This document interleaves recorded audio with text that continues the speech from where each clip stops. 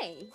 So I introduced this idea of the gray season here at the channel is those seasons in life where we are bearing the weight of our unmet desires.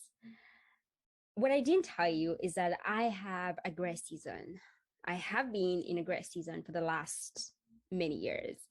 And so in today's episode, I will share with you what my gray has been, and I'll also share with you this one rare jewel, this gem of value, of virtue that I am dedicating January to studying, to learning, and to practicing it. And then I hope you will be encouraged to join me throughout the month to learn together. But before that, Happy New Year. I hope your year started off well, and welcome here. My name is Mary. For the last 4 years, I have been on a crazy ride with immigration. Now, I call it crazy because it really has taken me to high highs and low lows. Some really lows, really low lows, really lows that I didn't even think I could ever go to. I never thought I had the capacity to go that low, but I have been, and I mean that emotionally. I have been in really depressing times just as a result of this journey, this long 4 year long wait. One of the hardest things among many, but one of the hardest thing about this migraine, it just has been the uncertainty. It has been 4 years of uncertainty of what direction things could go. There's so many ways things could go. And not being able to plan for one way, that has been crazy. It has been painful. It has been hard. Being able to plan 5 years had always been something that I used to do. I always was that person that could have even a rough idea of how things are going to be for me, or what I would want things to be in the next 5 years. But having that kind of taken away from me, I know it's not entirely taken away, but feeling as though I don't have that just because I don't know which way things could go, that has been really difficult. It has been 4 years of waiting, honestly, eagerly waiting, holding my breath, just waiting for the time that I can get reintegrated to the community in ways that are purposeful, that are meaningful, that feed my soul, and that has been crazy. It has been a long wait of not knowing how things are going to go. Now, I know our gray seasons might be different. Your gray season might be a long, extended period of unemployment while you're doing everything in your power to get employed. It could mean that it's you wanting to get a break. You want to have a good relationship that hasn't happened for you. It just could mean so many different things that I can't even think about. Whatever your gray has been, I want to validate that for you. I want to acknowledge the fact that it is hard. It takes so much away from you. I know that for sure. Emotionally, it's not an easy place to be at. I think when navigating the gray season, there are so many different values, so many different important things that we need to learn along the way. And one of them that I am dedicating January to study for myself is this. Not commonly, I don't hear this word very often. It is rare. And the value is that of contentment. I hear gratitude a lot. I hear peace, joy, happiness a lot, but I don't hear contentment very often. But I think contentment is very important. I think it's a joy. I think it's a gem that needs to be discovered and practiced. Now, what comes to your mind when you think about contentment? Maybe what you think about is complacency. Maybe when you hear that, you think about passive resignation. Maybe what comes to your mind is running your race and sticking to your lane. That's exactly what I think. I think about knowing your journey, knowing your story so intimately, so much so that you are unbothered. Your soul is untethered from whatever other things could be happening around you. It doesn't mean that you close your eyes to all the hardship and all the pain that's surrounding you, but it does mean that in your spirit there is this spring that is just, and it's not contaminated by whatever is happening outside in terms of worry. I worry a lot in terms of discouragement. It just means that there is a piece, that a place in you that you could always retrieve to, that is always peaceful. That's what I am aiming to learn and practice and study this month. To do that, I am studying a book that was written in 1599 to 1646 by a Christian scholar known as Burroughs. Jeremiah Burroughs.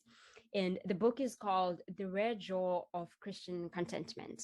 Now, that's a Christian book, but if you're not, and that if you are not, if you don't practice Christianity, I still invite you to study it. I still invite you to be open-minded. There's a lot of information to be gathered across all different fields of information. And I want to just talk about the definition that Jeremiah gives for contentment. He defines contentment as the sweet, inward, quiet, gracious frame of spirit. I love all the adverbs. Sweet, inward, quiet, gracious frame of spirit, which freely, happily submits to and delights in God's, I sound like a preacher right now, repeating the words, but anyway, delights in God's wise and fatherly disposal in every condition.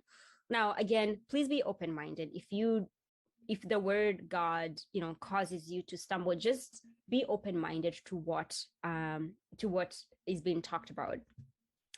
I like the first part of his definition too, which is it's sweet and it's an inward heart thing. Now, this is not something that you can fake. You probably can fake, but not for so long. You can only fake for so long that you're happy until you go to your friend's party who is celebrating the same exact thing that you're waiting for. And while you're clapping, your face is telling a different story. While you're saying good things, the moment you turn around and you go to the bathroom, you're saying something different. You can only pretend for a long time, for only so long. It is an inward heart thing. It is like wearing a shoe, a really beautiful shoe, a Louis Vuitton, red bottom, high heeled, really gorgeous shoe. And everybody's just saying, hey, that shoe is so cool.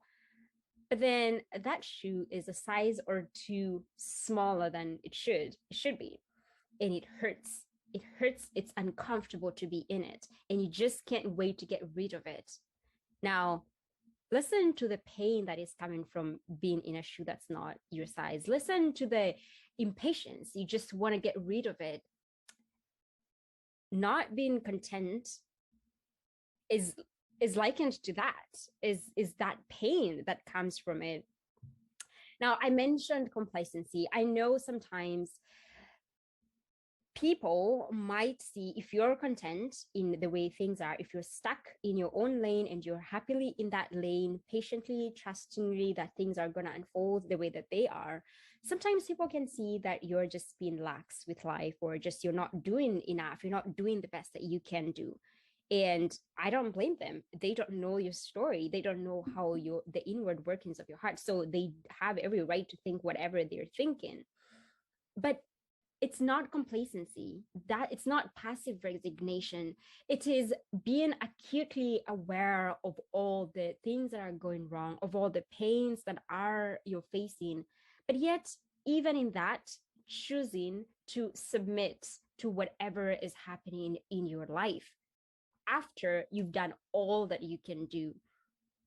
contentment doesn't mean that you quit, you stop doing everything that you can do to get yourself out of it. It doesn't mean like, if maybe you are looking to be in a relationship, it doesn't mean you stop searching or you stop being available. It doesn't mean you stop doing all the paperwork you can do. It doesn't mean you stop. It does mean though that you do that while yet submitting to whenever it happens, if ever it ever happens, however it's going to happen for your need to be met. It is letting go of the control of how, of the when, of by who, or by what it should happen, and just doing your best, but then letting things unfold the way that they are going to unfold for your need to be met.